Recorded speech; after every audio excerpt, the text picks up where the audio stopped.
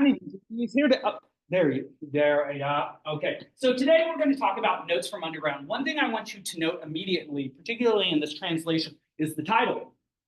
This is from Russian, not German, not Spanish like we've seen before, but look at the title. Do you notice an indefinite or definite article? Can any of you tell me what a definite or indefinite article is? Thinking in terms of grammar. Anybody?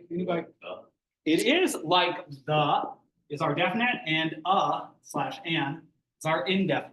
Do you see the presence of the or in this title? This is very important.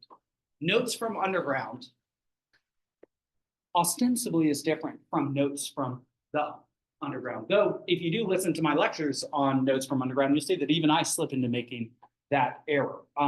Something I'll mention about this is that notes from underground, the underground is both a place, but part of the name of our titular protagonist. A titular character is a character from whom the title is taken.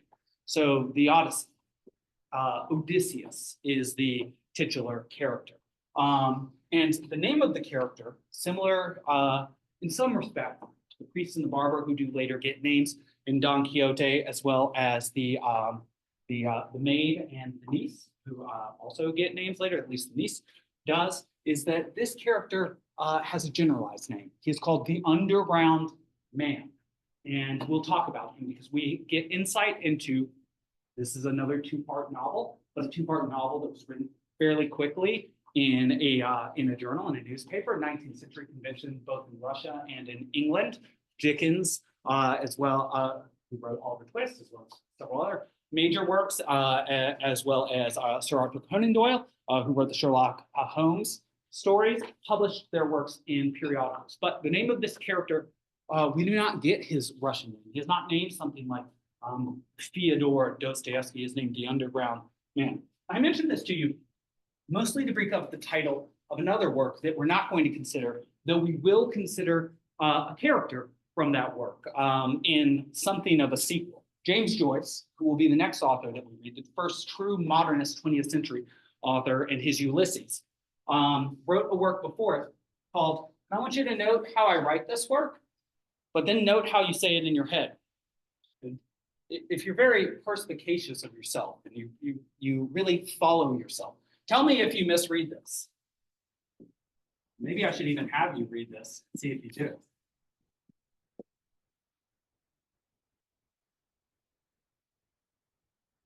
Yeah, I've already picked who I'm going to get this. I already hear him warming up to give us something. How do you read this? A portrait of the artiste. Ooh, of the artiste. That's like saying Target instead of Target. A little touch there. I like that. Oh, artist as a young. That's two separate words. I thought you got it right. Did anybody read it different? He read a portrait of the artist as a young man. How do you read it in your head? If you were to describe this to your friend without seeing it immediately, what would you call it? What would you call it? Try it. By me. Yes. Okay. Anybody still have a bit of it? Do you need this portrait? There's artist somewhere, young. Yes. Wait, what are you asking? I'm sorry, rephrase it. Yeah, not rephrase it, to restate it perfectly, accurately. Portrait of the artist. Awesome. Okay, does anybody still hear it differently or know what mistake I think most people make? So this is your first time encountering it, right? 2 days, 3 days from now, check your memory banks and see what you do. Because I imagine you will have displaced a and the. I think it is more likely you will remember the portrait of a artist or an artist as a young man. Doesn't that seem to make more sense? You're like, yes, this is a specific portrait of an artist. But no, this work makes a much bigger claim. The artist, the form of artist, the essence of artist is not a single artist, but artist as an embodied universal form. This character that we run into in Notes from the Underground seems to be similar in this respect. This is not an individual particularized character, but rather a representation of a general sort of person that existed in the middle of the 19th century in Russia. In particular, a sort of person who is university educated, likely in Europe, and comes back to Russia and has read many Russian books with Western ideas and then suggesting that there is no free will. This becomes one of the big 19th century questions. Do you have free will? Or do you live in a determined system where the things that happen around you completely dictate your thoughts and actions? And so if you were, say, a resentful person,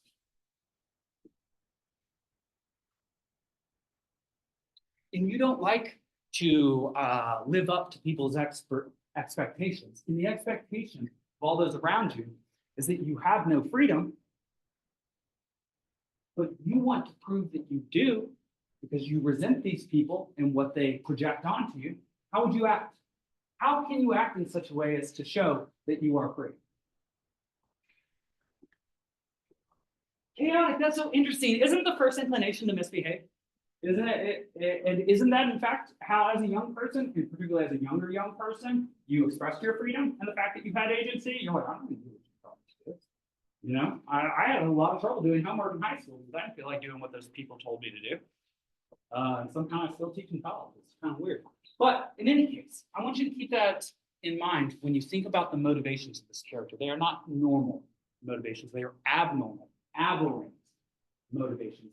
Sort of motivations that you might detect in somebody who is also young and think they're not going the right direction. I don't think they're going to get the things that they want in life, unless what they want in life is to have a bad, sort of ugly life. And so we see this character 2 times in this life. Something interesting, something modern about this text is that it goes backwards. We have witnessed 2 two-part texts so far, modern in their own ways. Don Quixote's part 1 and part 2 have an interesting connection to each other, separated by 10 years, and the rationale behind writing the second part, and that which was included within the second part, parts from part 1, characters who had read part 1, characters from the Ave Aeneas Spurious part 2, very interesting. Faust, itself based on a chapbook, but written in 4 different parts over 60 years. It also moved linearly forward, chronologically, as you might say, just like Don Quixote. This text moves backwards, moves the opposite direction from the direction time goes. So the very first part is a sort of mature philosophical reflections of about a 40-year-old man who is talking about the state of philosophy and culture and society in Russia in the mid-19th century. The second part witnesses him far closer to your age, in his early 20s, where he has some run-ins with 3 of his former friends who are doing very well for themselves, at least compared to him, and then a run-in with the prostitute Liza. Now, something I should say about my selection of this particular writer, not this text, but this writer, Fyodor Dostoevsky, was that I chose Don Quixote for you because it's very easy to say, to tell everybody, Don Quixote is the Spanish language text against which most, if not all, great Spanish literature is judged. Goethe's Faust is the German language piece of literature against which most, if not all, great German literature is judged. Fyodor Dostoevsky is one of at least 2 major Russian novelists who have that distinction. One is named Leo Tolstoy, very famous for writing the compendious War and Peace, and also much better, Anna Karenina. Also the death of Ivan Ilyich, if you're really interested in what it's like to die and how people around you treat you, and one a very ugly portrayal of it, not a very beautiful portrayal of it. You might read King Lear, but you should definitely you should definitely read The Death of Ivan Ilyich.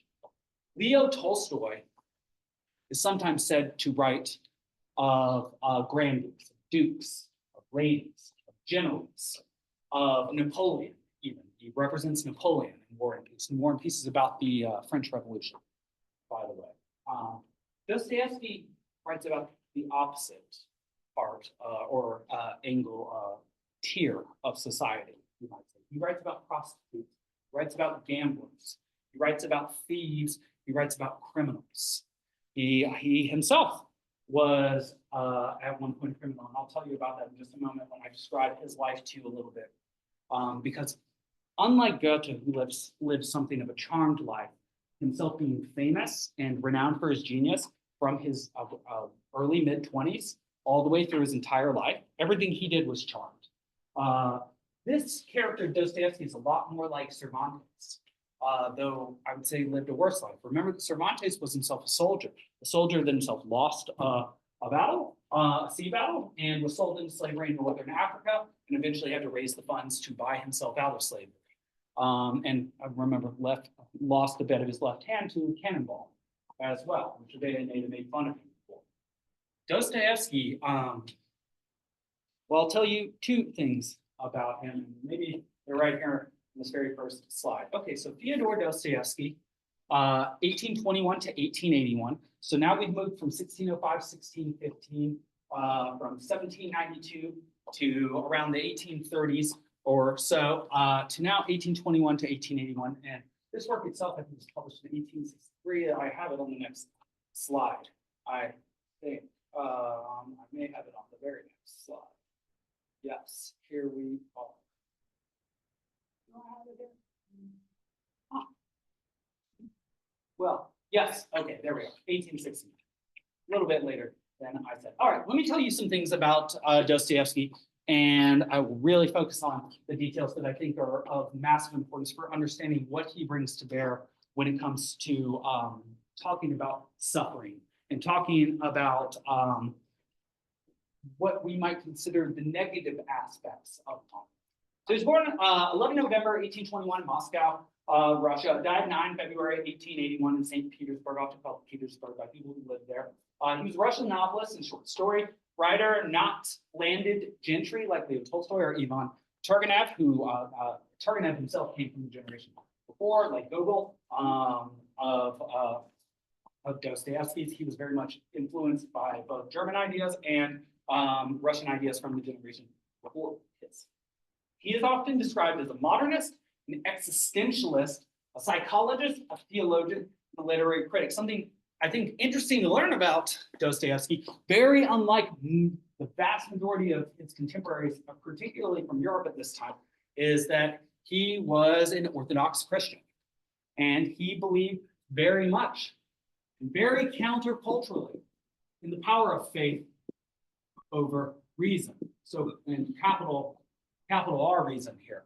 And so perhaps what we will see in this text is something of Dostoevsky's own personality in criticizing the ability of philosophy to understand truth. Perhaps he will infuse this text with the notion that there are some things that are indecipherable, incomprehensible beyond human reasoning, and as fantastic and fine as human reasoning is as a tool that can improve human life, economically, scientifically, medically, legally, civically, all of these, in all of these ways, it comes up short when it comes to the most fundamental questions.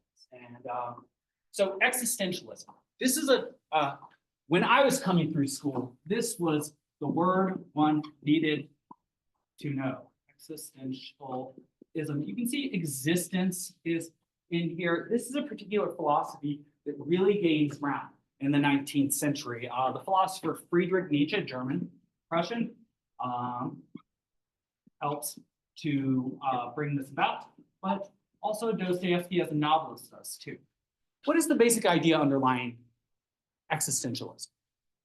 Well, you might broadly hear most philosophy from the ancients and the medievals described as essentialist.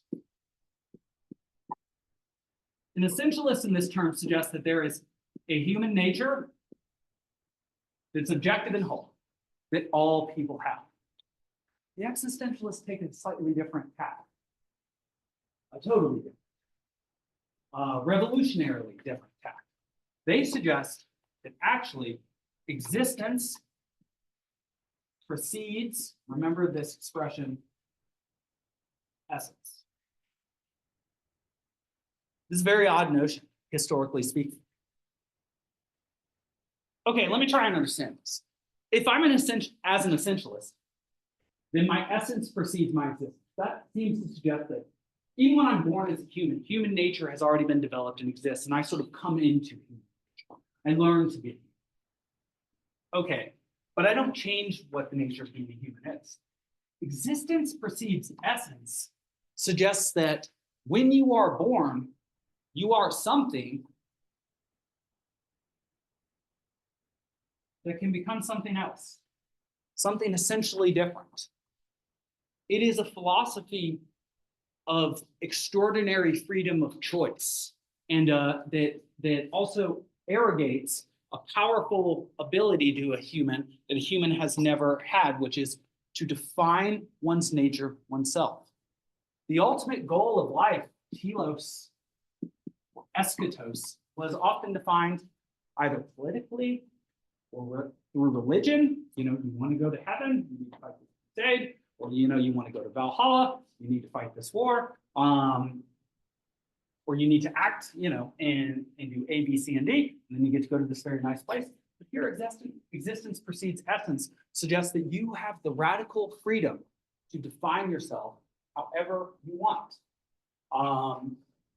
And Dostoevsky is sometimes called an existentialist in this vein, though I will mention that he hedges this by suggesting powerful boundaries to the use of reason and science and the intellect, though he is himself one of the greatest users of the intellect ever to have existed. He is beyond being considered a great Russian writer, considered usually one of the greatest writers ever to have existed.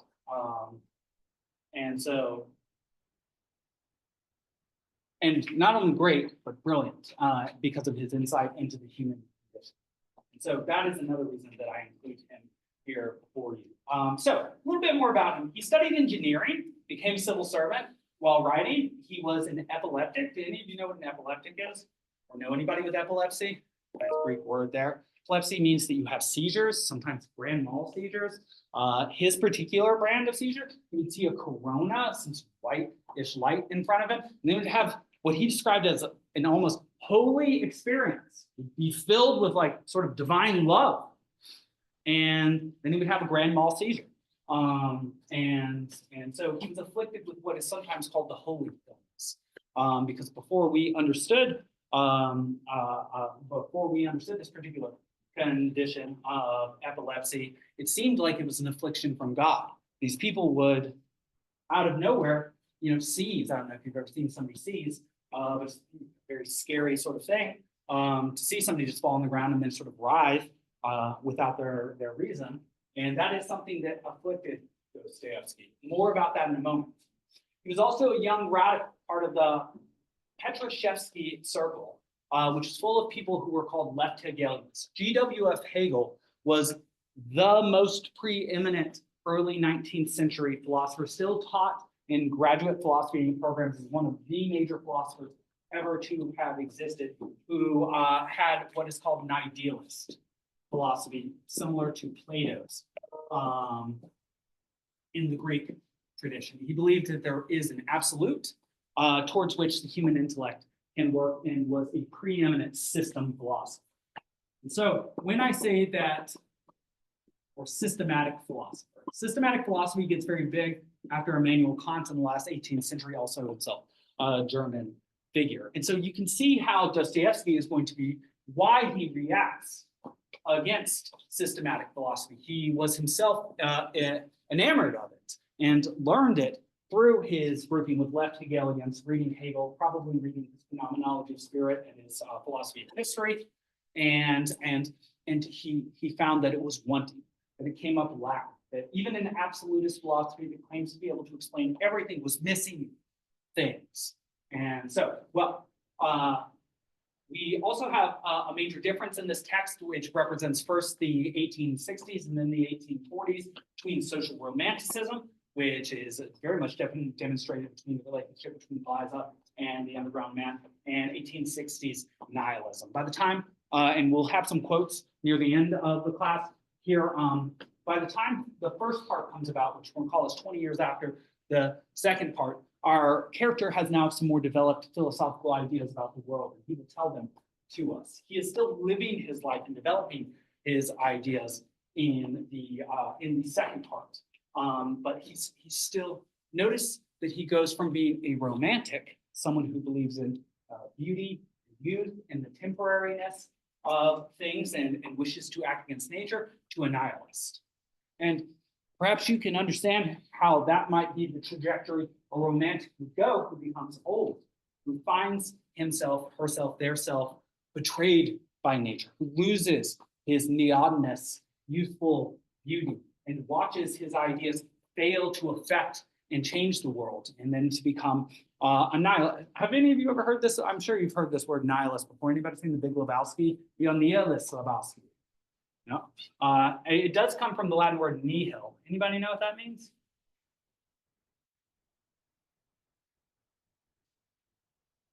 This was something that people who were goth when I was growing up and thought they were cool would call themselves.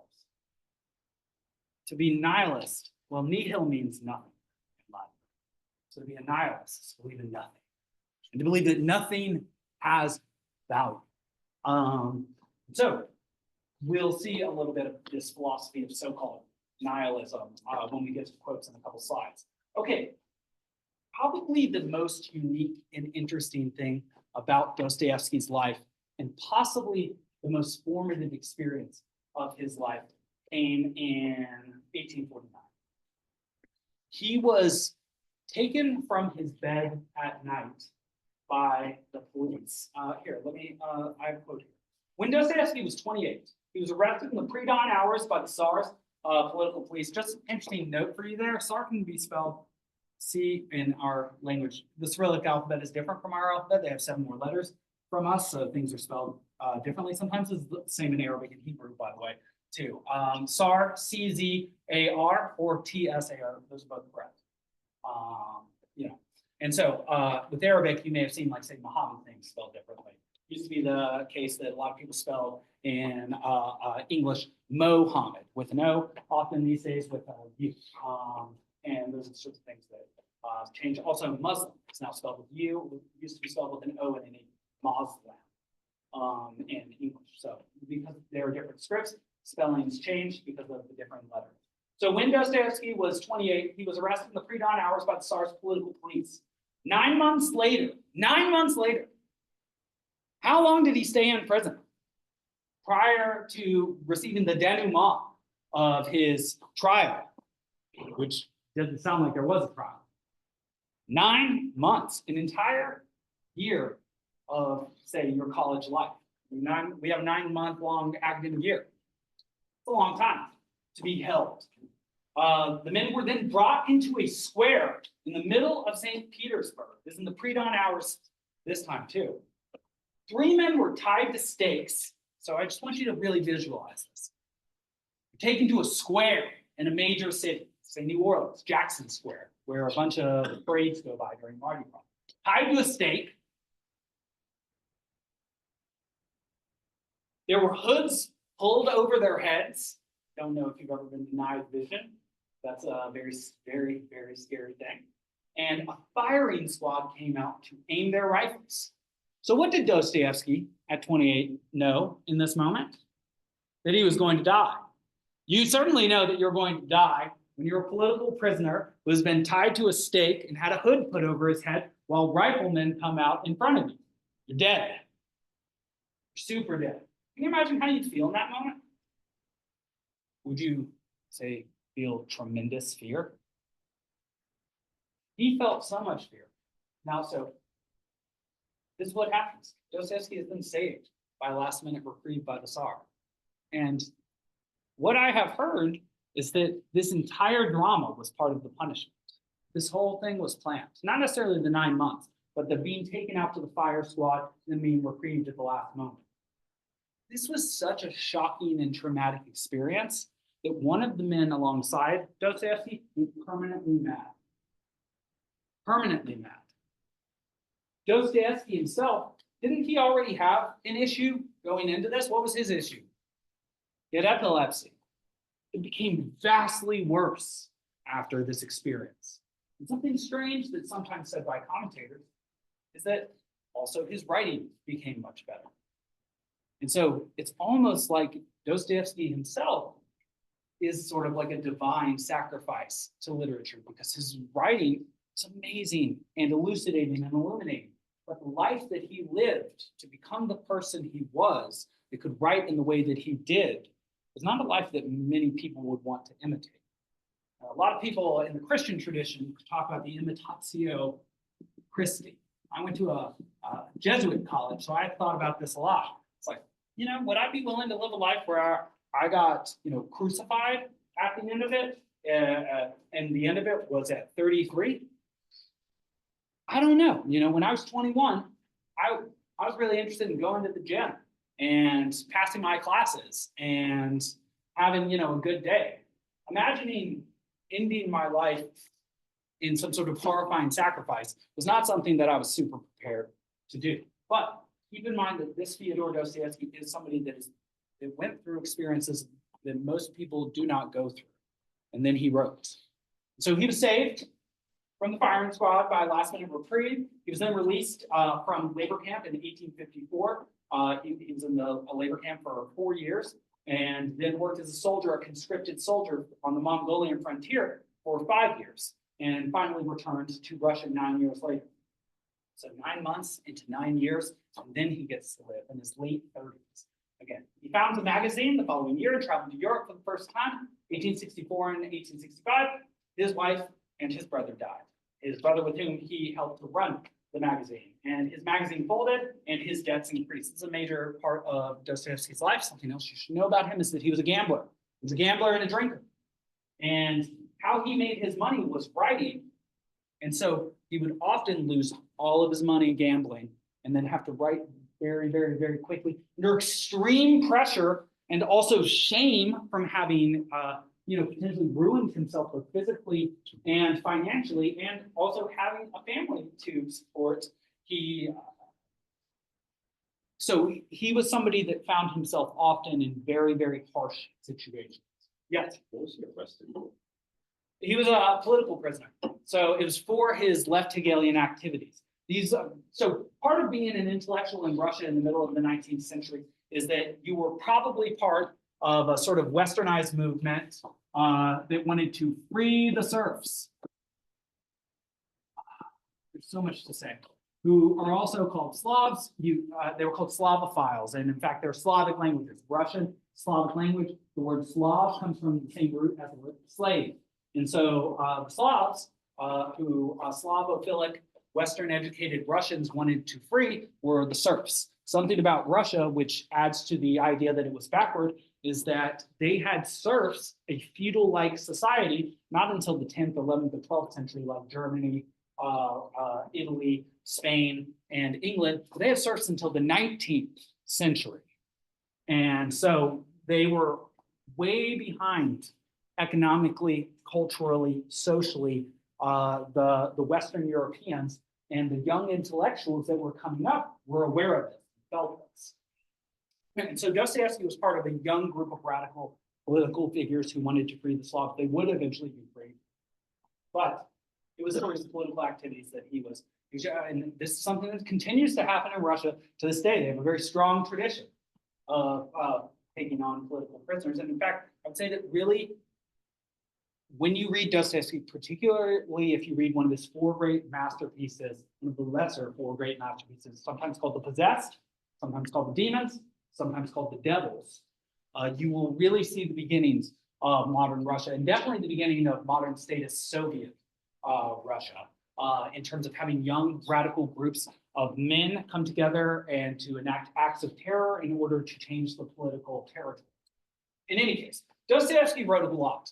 4 People in 1846. He was noted as a great writer, even as or a potentially great writer, even from his youth, but do remember that he was not treated exactly like Goethe. But he was heralded as a new Gogol. Gogol himself wrote a work called Dead Souls, in which an individual goes around to various lords and tries to buy the rights to their dead serfs. Very interesting concept. There, he wrote The Devil in 1846, which is about a character with schizophrenia who tries to get rid of his double because he starts to think that he starts to what is the word that I'm looking for? What is that term? I'm sorry, I've forgotten it, but he starts to suspect, yes, he becomes suspicious that his double wants to do away with it. And it's funny because I've actually done a thought experiment when I was very young, and I was like, if I could clone myself. At first, I was like, I'd just send the clone to school all the time. And I was like, but then the clone would be me, so he would probably demand that he go half the time. And I was like, then he might decide that he doesn't want me around. Maybe he's worried about me thinking the same sorts of thoughts he's thinking. And so death ended up being part of that thought experiment. So it's very interesting that the double, 1846, goes that direction. White Knights in 1848, still prior to his imprisonment. House of the Dead, which is about Dostoevsky's imprisonment and the evil he saw there. If you want to understand humans, and in your desire to understand humans, you wish not only to see our most beautiful things, cathedrals, art, Renaissance things, but also our ugliest things. Like you want to go into prisons, you want to go to hospitals or hospice, see people at the end of their lives. You want to go to sanatoriums, which we don't really have very many of them since the 1970s. You see some things that are very real, but very ugly. You might really want to read The House of the Dead. I'll just mention in summation that Dostoevsky was very clear-eyed in prison, did not feel like he was, in fact, a criminal, and saw what he might describe as true criminals, inveterate criminals, and the things that they did to each other. Particularly, one thing that he focuses on is the abusing of children in prison. Prisons were not differentiated in the ways they are in the American, in 21st century America now in 19th century Russia. So if you are interested in such macabre things, they are there. All right, Crime and Punishment, one of his great masterpieces. You've probably heard of it, 1866. It's about this character Raskolnikov. It's very influenced by the philosophy of Nietzsche, which is to be an overman, an ubermensch, what we would call a superman, who exists beyond morality. So he wants to kill a woman who he has a just reason to kill and to feel no negative emotion. I'll give you a quick spoiler. It doesn't quite work out how he plans, but you should read it. The Idiot, 1869, written about a character named Prince Mishkin, who is himself a figure of Jesus.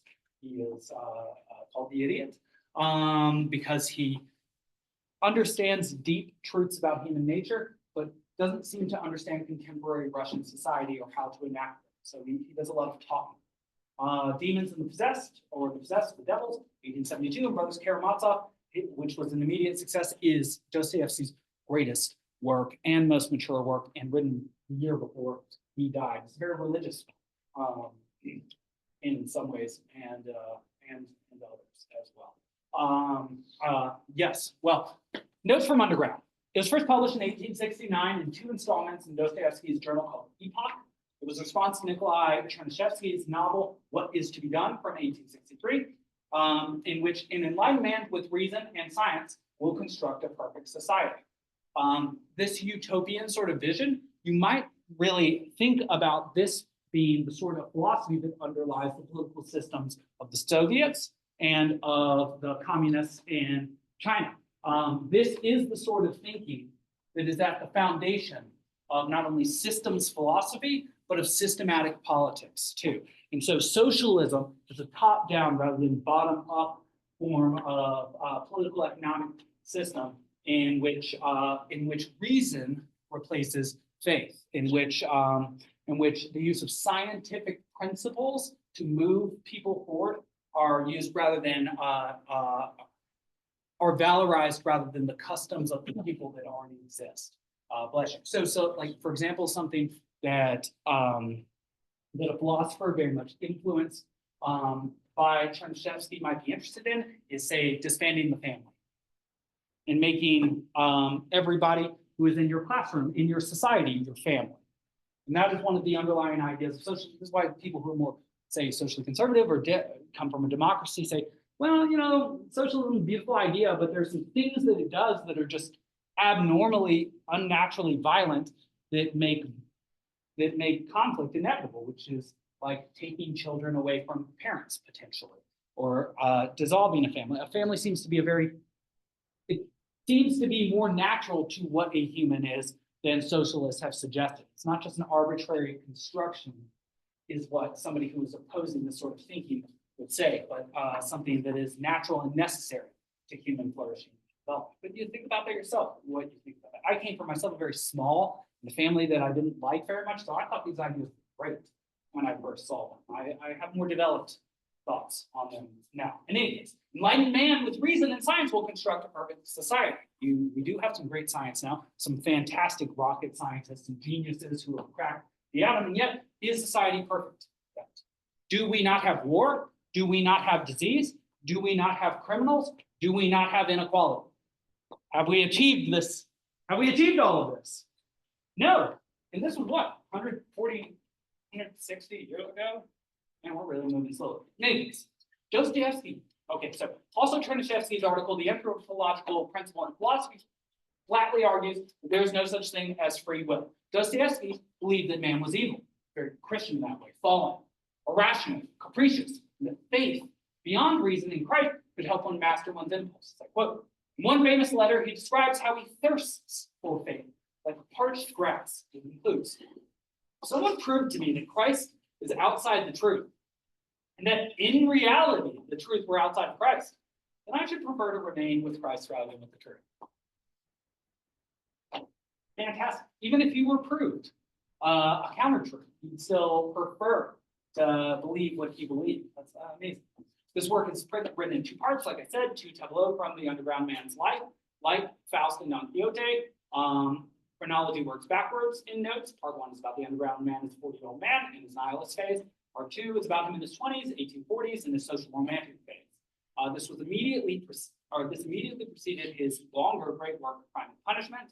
And remember that the underground man is one of the great modern characters like Hamlet, Don Quixote, Don Juan, and Faust. Somebody who is searching for something. This is something that connects all of them.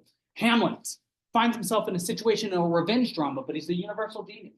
Is he still bound by this barbaric ethic that he has to avenge the death of his father, even though he's a genius? And the answer that he seems to come to by the end, have any of you read Hamlet? How's Hamlet end?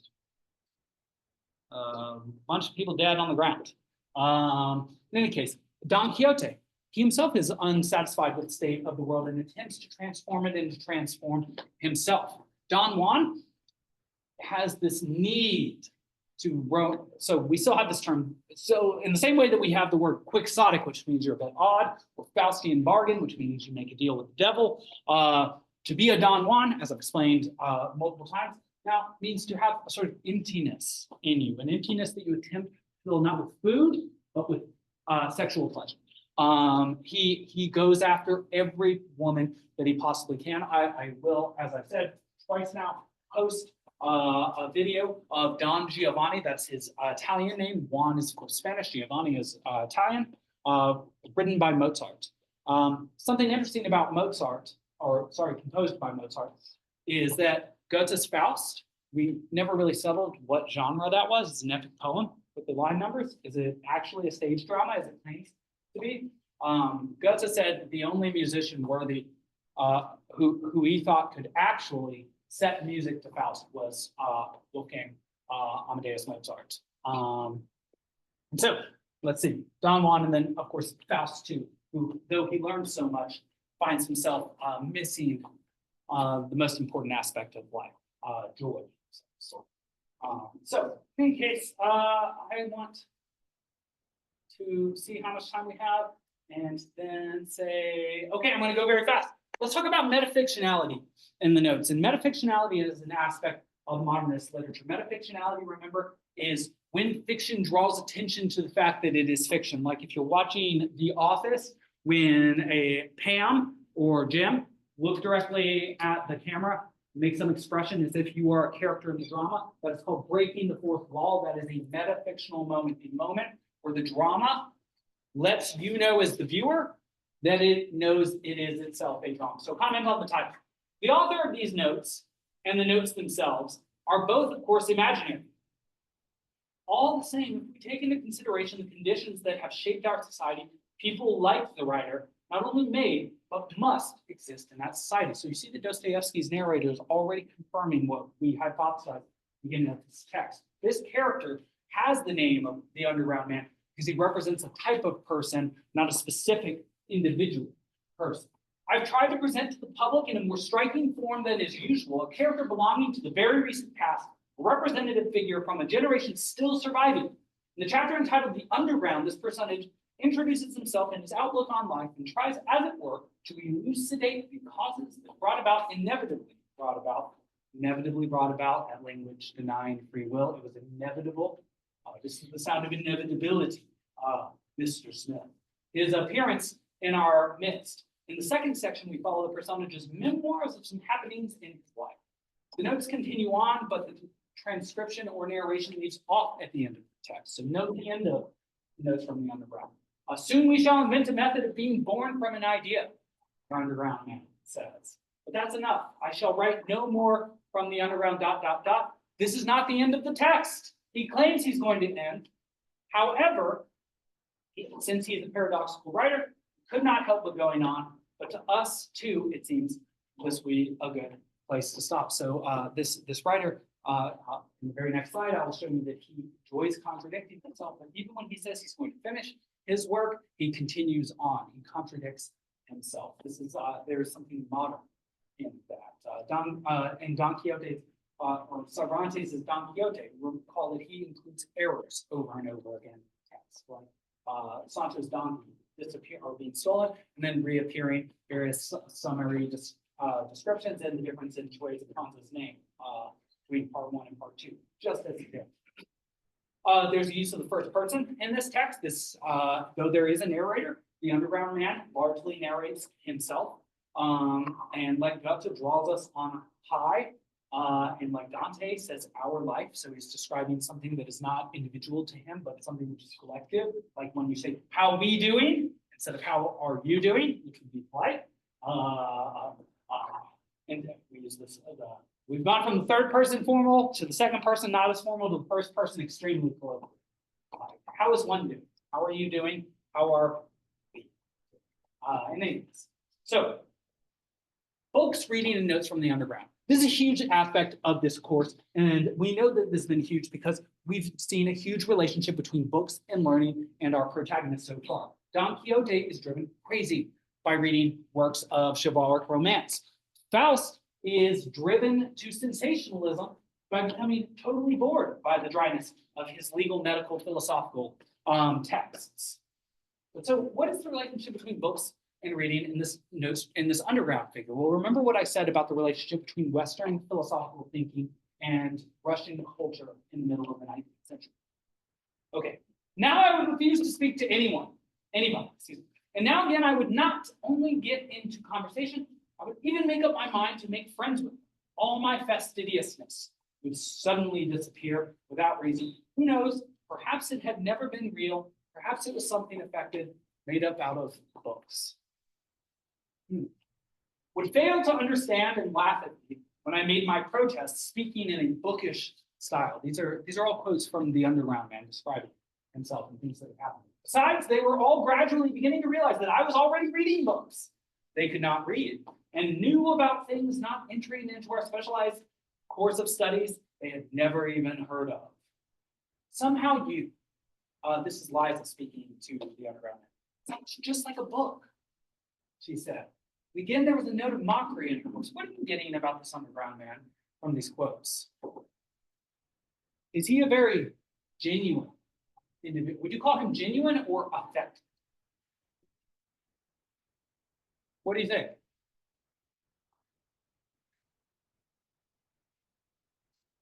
You say affected? Why do you say affected?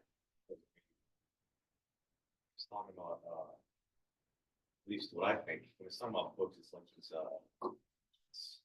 citing way books, like the way, like an author writes a book a certain way, it's like speech is similar to how someone would write a book. It's like he's just repeating the thoughts of others and not saying what he thinks at all, because perhaps he has just absorbed the thoughts of others without critically reflecting on them. The opposite of what I would expect from any of you, by the way. Let's see if this gets confirmed. I knew that what I said was constrained and artificial, even bookish. In short, the only way I could talk was like a book. Does this individual have any individuality in his thinking? Does he have any of his own thoughts at all? But that wasn't what disturbed me. I knew I should be understood and felt that my very bookishness might well be a help. But now that I had made my effort, my nerve failed all at once. No, never had I witnessed such despair. She was lying face downwards near the end of this very ugly situation with Liza. She's, of course, a prostitute that he invited to live with her in order to improve her socially and improve her life. And then when she does come to him, believing that he is actually capable of doing something more than speak to her, because the man who lives in words, like many of Dostoevsky's characters do, they live in words and refuse to act. When she comes and lays herself out for him to be improved by him, he sends her away. He convinces her to come to him so that she can change his life, or so that he can change her life. Then he sends her away. She takes him serious. She was lying face downwards with her head buried in the pillow and her arms strained tightly around it. Her heart was. I was so used, this will be the last one that I talked about, we have many more. I was so used to thinking and imagining everything like a book, seeing everything in the guise in which I had previously created it in my dreams. Doesn't this character sound like a character that we have seen before? Who does he sound like? And both of you were not the Don, right? The Don. That at first I didn't even understand this strange circumstance. But this is what happened. Liza, whom I had so abused and humiliated, understood a great deal more than I imagined.